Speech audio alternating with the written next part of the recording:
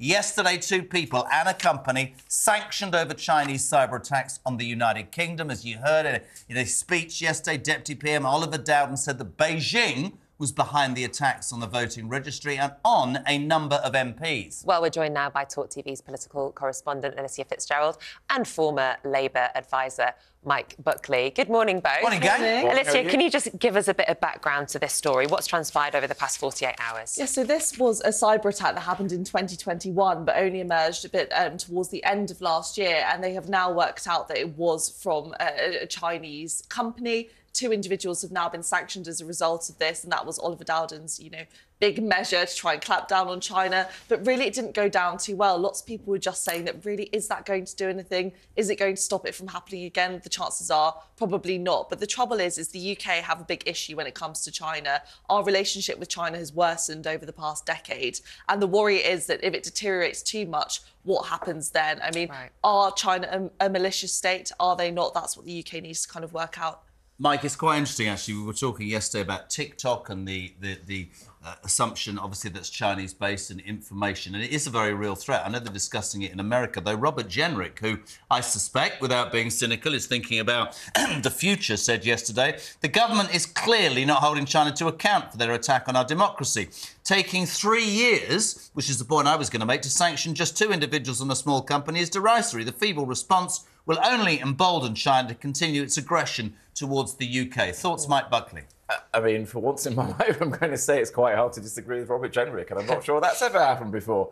But he's quite right. How has it taken them 3 years? Completely agree. And how is a reasonable response to put sanctions on 2 people? I mean, you're entirely right when you say that we need to be careful about maintaining a working relationship with China. We want to influence over Xinjiang and the horrific things they're doing there. We want to make sure they don't invade Taiwan. We need to collaborate with them on energy, on global security, on climate change. But that doesn't mean that we give them carte blanche to invade our democracy.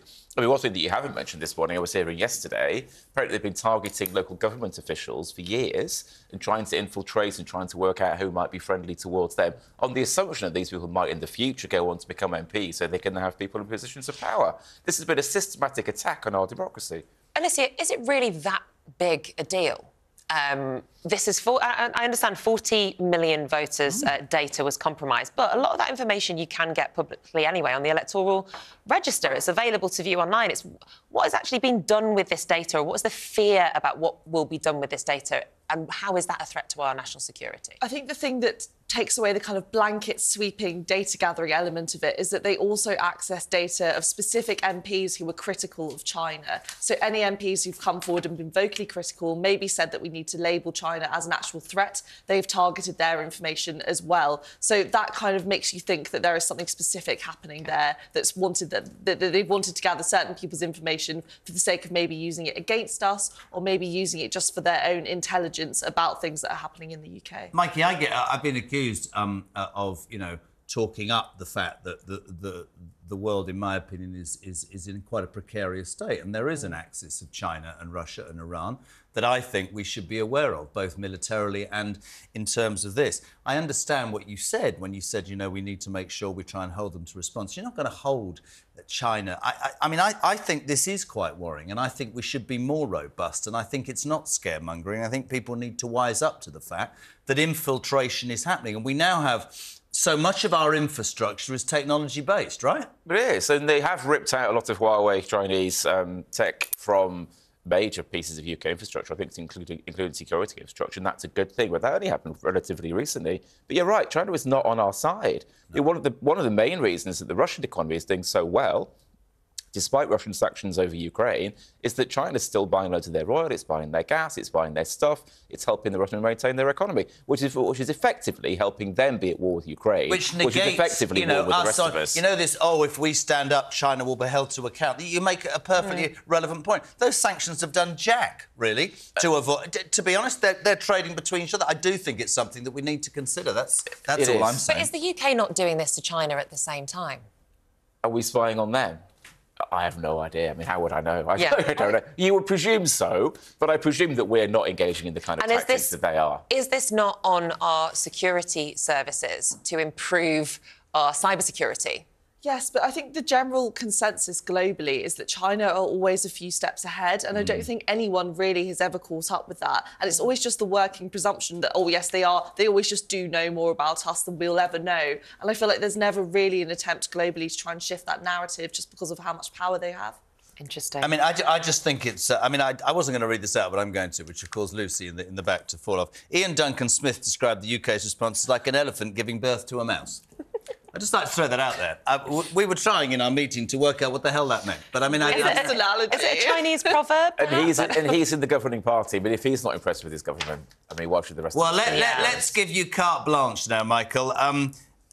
Tory MP Scott Benton has decided to quit Parliament almost after a year of being embroiled in a lobbying sting. And can I just say, genuinely, right, I don't care what political party you're from, yet another goddamn example about why your average person would look at MPs and go, you're becoming a joke, mate. I know, exactly. This is, I mean, in a way, this is about a party, and he's going to stand down, and he is a Conservative MP. It is worth saying that. But he's also just a twit. I mean, let's face it. I mean, allegedly, maybe I need to throw that word in there. Listen, I wouldn't have used the I word. Well, exactly. I mean, he has been approached by somebody saying, oh, give us some information, we'll give you some money. And instead of saying, no, that's clearly against the law, he said yes, which is why he's standing down. So he's doing it now. In theory, he could and normally would have waited until the end of his recall petition.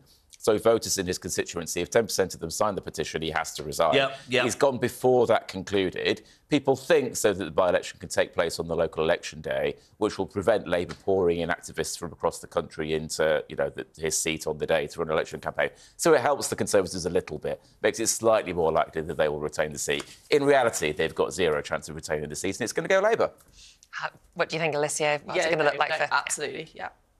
There we go. That's my insightful contribution for the morning. That's it. Absolutely, Good. yeah. I think it's going to be very interesting, and look, to just stake my personal claim to this.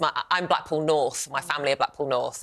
You're from North, aren't you? I'm from the North. But I'm from the north of the North, and this is the Blackpool South constituency. And it's been really upsetting, actually, to see. We hear all these sleaze scandals, but it always feels a little bit, I don't know, at an arm's length. Whereas when it's a constituency that I care so much about, and to hear that somebody was, doing what he did, I don't even have to say allegedly, it was caught on camera, it's absolutely awful. And I think it's really let down the people of Blackpool South. But, I mean, I think that's the point. And I do think that the one issue about this next election will be, and apathy is not the word, I think the British public have woken up. Like I said it might the other day.